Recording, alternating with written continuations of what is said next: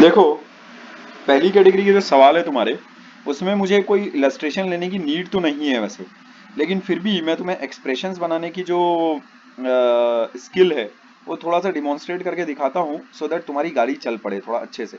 वैसे तो इसमें गाड़ी तुम्हारी ऑलरेडी चली हुई है, बट फिर भी थोड़ा सा और स्पीड में भगने लगे, ठीक है क्या, थोड़ा सा कॉन्फिडेंस तुम्हारा बढ़ जाए, उसके लिए मैं तुमको थोड़ा सा डेमोन्स्ट्रेट करके दिखाता हूँ कि इन सवालों को अप्रोच मैं कैसे कर रहा हूँ करके, ठीक है क्या। जैसे देखो यहाँ, पहला ही सवाल अगर हम लोग लें तो उसमें लिखा हुआ है the difference of two numbers, ठीक है, the difference of two numbers is इतना इतना, ठीक है, इज 5, ठीक है, and the difference of their reciprocals is 1/10, ठीक है। दो इन्फॉर्मेशन है मेरे पास और मुझे नंबर्स को निकालना है, ठीक है। एक बार अब इस तरह के सवालों को अटेम्प्ट कैसे किया जाता है, सबसे पहले दो नंबर्स के लिए तुम दो वेरिएबल्स अज्यूम करोगे, ठीक है। तो लेट उसमें ऐसा तुमको लिखना पड़ेगा, the larger number be small m, ठीक है। जैसे ये अगर एक इलस्ट्रेशन अगर मैं इसको अगर लेता हूँ, ठीक है, तो उसमें लिखोगे कैसे उसको, लिखोगे तुम उसको ऐसे, let let the larger number larger number bm, ठीक है, and the smaller number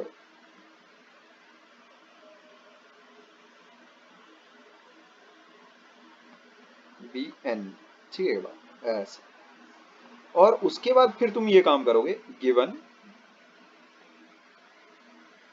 उसके बाद फिर डायरेक्टली तुम अपने जो स्टेटमेंट्स तुमको दिए हैं उससे तुम डायरेक्टली इक्वेशंस बना लेना। Difference of two numbers is 5, बड़ा नंबर माइनस छोटा नंबर कितना अपन लिख लेंगे उसको, बड़ा नंबर माइनस छोटा नंबर इक्वल्स टू 5, ये हो गया इक्वेशन 1।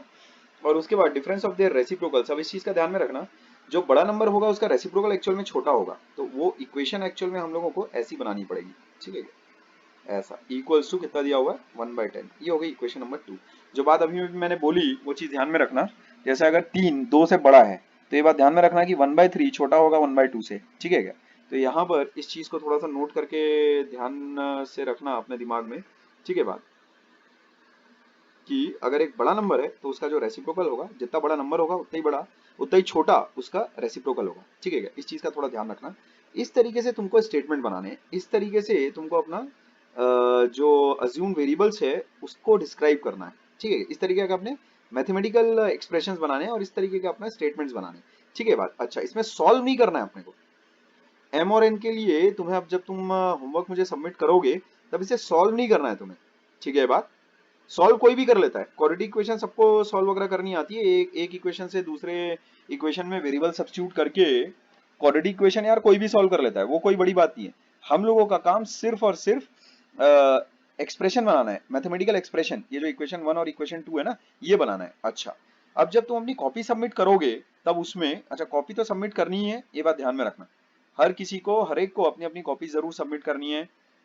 इस बात पर जरा भी ध्यान मत देना कि कौन इंसान कॉपी सबमिट कर रहा है कौन नहीं कर रहा है, वो सारे पॉलिटिक्स में पढ़ना ही मत, ठीक है क्या। एक इंसान जिसको ये बात समझ में नहीं आती कि कॉपी सबमिट नहीं करने का जो रिपरकशंस होंगे, या फिर मैं कहूँ जो उसमें जो उसके खतरनाक जो रिजल्ट आएगा, ठीक है क्या, वो उसको अपना समझने दो। एक इंसान अगर तुमको कुछ बता भी रहा है कि भाई यार कॉपी वॉपी कौन सबमिट करे, अभी तो गेम खेलते हैं, अभी तो अपना, ठीक है क्या, पबजी चालू करते हैं अभी अपना, ठीक है क्या, बाकी के और मोबाइल में और जो फालतू किस्म के गेम्स वगैरह है, मूवी देखते हैं अभी और ये सब, ठीक है, तो वो सब में पढ़ना ही मत बिल्कुल।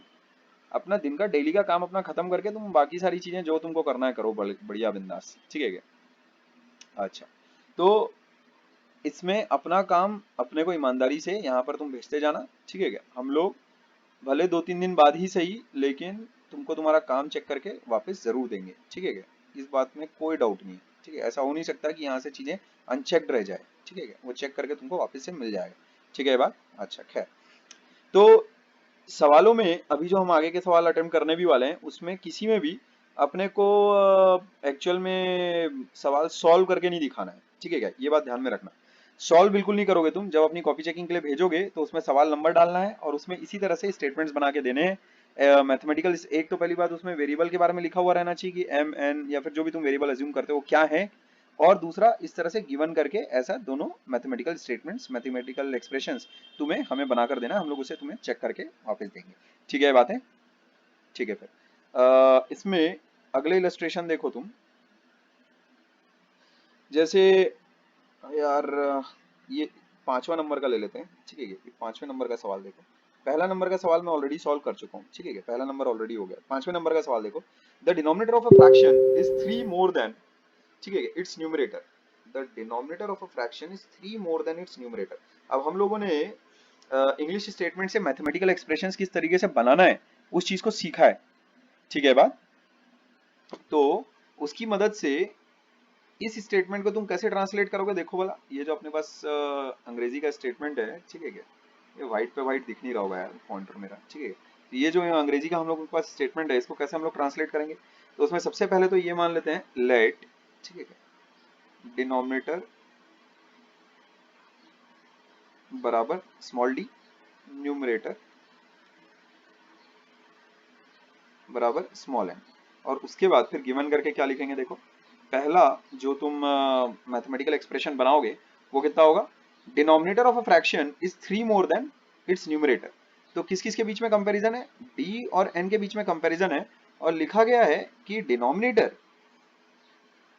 Is 3 more than numerator. इसका मतलब डिनोमिनेटर बड़ा है, न्यूमरेटर छोटा है और कितना छोटा है, 3 छोटा है, ठीक है क्या, ऐसा।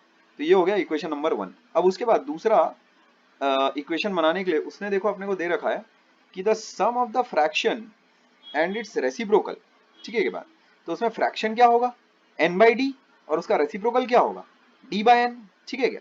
तो वो दोनों का जो समेशन है वो अपने को कितना दे रखा है, इतना, ठीक है क्या, n by D plus D by N बराबर 2, कितना है यहाँ पर 16/21, ठीक है। ऐसा, ये हो गया दूसरा इक्वेशन, ठीक है बात। तो इस तरीके का काम करके तुमको हर सवाल में मुझे देना है, मुझे भेजना है, ठीक है क्या। चीजें सॉल्व हम लोग बाद में करेंगे, ठीक है, बात इस चीज का ध्यान रखना। तो अगेन इस तरह के सवालों में सिंपली जो ये दो मैथमेटिकल इक्वेशंस मैं बना रहा हूँ, ऐसे ही काम तुम्हें लगभग हर सवाल में करना होगा, ठीक है क्या। और जिस बेसिस पर मैं ये चीजें कर रहा हूँ और बना रहा हूँ, होपफुली तुम्हें समझ में आ रहा होगा कि इस चीज को लिख कर कैसे दिखाना है अपने को अपनी कॉपी में, ठीक है क्या। अब जैसे यहाँ देखो, एक कंसेक्यूटिव वाला एक सवाल करके देख लेते हैं यहाँ पर। फाइंड 3 कंसेक्यूटिव पॉजिटिव इंटीजर्स, ठीक है के बाद 3 consecutive positive integers. Consecutive positive integers तुम कैसे ले सकते हो, एक अगर n लिया अपन ने तो एक n+1 ले लो, एक n+2 ले लो, ऐसा ले लो, ठीक है। 3 कंसेक्यूटिव पॉजिटिव इंटीजर्स आ गए। Such that the sum of the square of the first and the product of the other two is 154, ठीक है। तो ये तो यार सादा, मतलब मैं क्या बोलूँ, let the first let the 3 consecutive positive integers be, ऐसा बोल लो इसको, let the 3 consecutive positive integers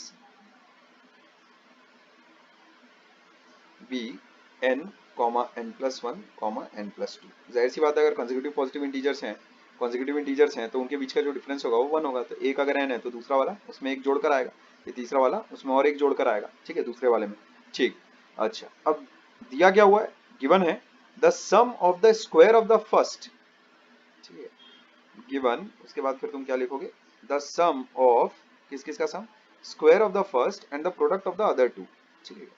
the product of the other two is what, वो अपने को दिया हुआ है 154 है भाई करके, ऐसा, ये चीज अपने को गिवन है, ठीक है क्या। तो ये हो जाता है सबसे पहली चीज, ठीक है क्या। और बस एक ही इक्वेशन से फिर तुम्हारे पास n की वैल्यू आ जाएगी। n की वैल्यू अगर आ गई तो n+1 और n+2 भी तुम निकाल लोगे, ठीक है बात।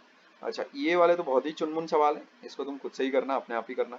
इसमें और कुछ मेरे को ऐसा कुछ खास दिख नहीं रहा है, ठीक है क्या। बाकी सारी चीजें तो नॉर्मल ही दिखाई पड़ रही है, ठीक है बात। तो इसमें जिस तरह से मैंने सवाल तुम्हें डिमॉन्स्ट्रेट करके दिखाया कि किस तरीके से तुम इंग्लिश स्टेटमेंट से मैथमेटिकल एक्सप्रेशंस बना सकते हो, उसी तरीके का काम तुम्हें अपनी कॉपी में एक्चुअल में मुझे करके देना है, ठीक है क्या। और उसको कैम स्कैनर से पिक उसकी खींच कर तुम मुझे भेजोगे, ठीक है बात। किसी दूसरे का देखकर कि वो इंसान भेज रहा है या नहीं भेज रहा, अपने एक्शंस डिटरमाइन नहीं होने चाहिए, ठीक है।